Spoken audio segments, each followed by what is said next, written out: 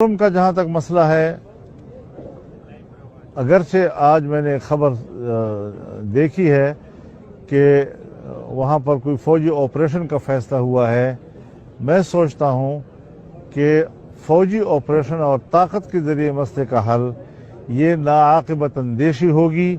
हम जरगे के ज़रिए से मसले के हल को तरजीह देते हैं। हमारे पास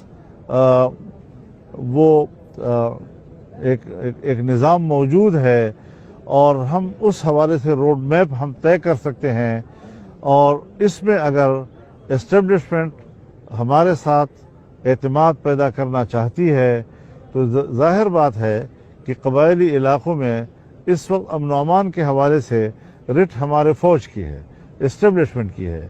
तो उस पर उनको एक तरफ़ा कोई फ़ैसला करने की बजाय सियासतदानों के साथ बात करनी चाहिए।